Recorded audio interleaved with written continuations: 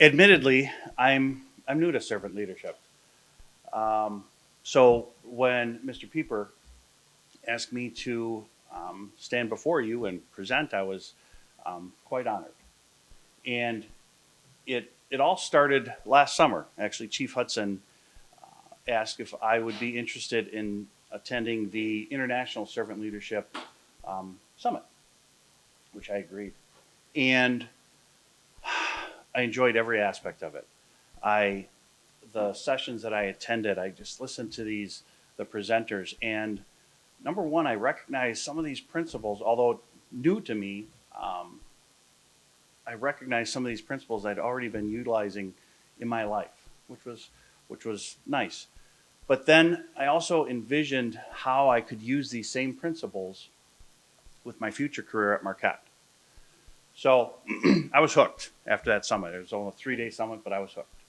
And right away, I joined a roundtable. In fact, the Concordia Servant Leadership Roundtable, which Rebecca is a big part of.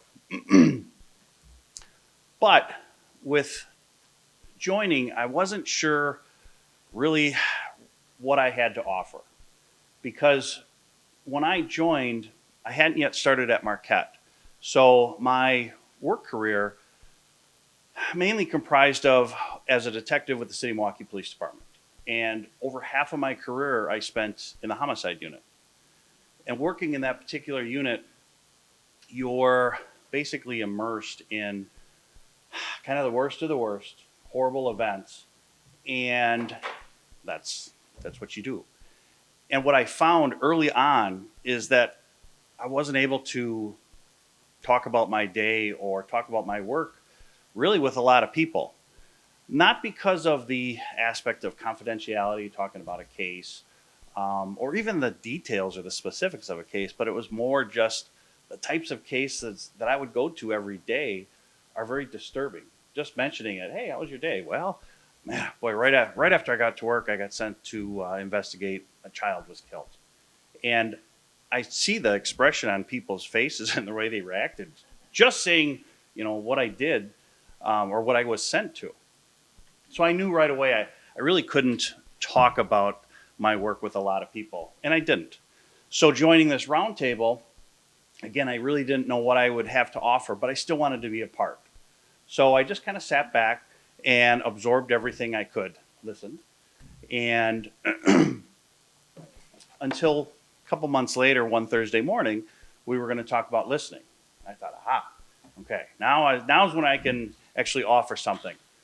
Because listening and empathy are the two things that I credit most of my success with in my career, specifically in the area of interrogations, which is what Mr. Pieper asked me to speak about, was the principle of listening when interrogating someone, which is a little bit unique, very different than the corporate world and or a university type setting. I said, sure. So when I would be tasked with interrogating someone, and the majority of the time it was a homicide suspect, first thing I did is I just showed them respect. Whether I met them at the scene of a crime, whether it was if they were seated in the back of a squad car because they were just arrested, or I met them at a jail cell. I always introduced myself and shook their hand. Sign of respect. That was the first thing. No matter what they did, even if it's abusing a child, taking another human's life, they themselves are still people. So they still deserve basic respect. So I always show them respect. And then the next thing I do is just listen to them. Listen to what they had to say. You see, when a homicide occurs, people come out of the woodwork to jump to conclusions of what happened and why it happened. They judge the people or everyone involved in the incident, whether it's the suspects themselves. I always knew that kid was evil, and then followed by some story from the past. Or victim blaming, if the victim wasn't doing this or that, probably wouldn't have been killed. And of course, the police department, how we handle the investigation. So in doing so, people take away the opportunity for the actual people involved to speak for themselves. And that's what I found was very, very frustrating with a lot of people I interrogated. Whether it be the officers that they came in contact with, the ones arresting them, or if they saw their paperwork and the charge on the paperwork, they kind of assumed, all right, guilty of whatever. Or maybe prior to them being arrested, they would hear from friends, family, they'd see social media posts about this incident and about them. And again, they're jumping to conclusions on what occurred and how it occurred and why it occurred. And I saw the frustration in people that they weren't actually, all these people were talking about this, but they were never even there. So there was a big frustration. So what I did was just give them a chance to talk. And I would listen to them without judging them and without inserting my own opinions of them or the incident. And allowing them to speak just pretty much ran the gamut on what they wanted to talk about. Because those incidents, take a step back for a second. The vast majority of the homicides that occur are not planned out intentional homicides where people wake up in the morning and think, all right, when I leave this house, I'm going to go and try and take someone's life. It may be what you read in books, maybe what you see on TV or in movies, but it's not reality. So the vast majority of incidents are a culmination of a few events, something that may have happened in the heat of the moment or even accidentally.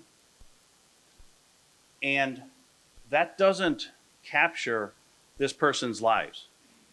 Sometimes these things happen in a fraction of a second. Maybe a trigger gets pulled and boom, things happen from here on. Or maybe it's a combination of a couple events, but even those few moments in time don't capture a person's life and encompass everything that's led them up to this point. So I saw a lot of that frustration. So by just simply allowing them to talk and me listen to them, they felt comfortable and they freely spoke about what they did. And sometimes people would focus on their lives and what brought them to this point. Sometimes they would talk about the incident and try and emphasize this wasn't intentional, it was an accident. Or a lot of times they would just try and minimize their role or this incident. But it didn't matter. It was their chance to talk about what occurred. And lastly, and I think this is why Mr. Pieper asked me to talk about this, specifically listening when interrogating someone, is it had a bit of a therapeutic side to things. And this is not my realm, but I can't tell you how many of my interrogations would include at some point or at the end, me holding the person's hand, me rubbing their shoulder, comforting them, or even hugging them, which again, is kind of the norm and the opposite of what a lot of people think about when you think about an interrogation. And even though what we're talking about are criminals, someone who's broken the law, and clearly everyone knows what I did for a living, you're supposed to be on other sides of the fence, if you will. But just listening to a person and allowing them to speak was almost therapeutic for them, and oftentimes ended in just kind of hugging it out at the end. That's what I have. Excellent.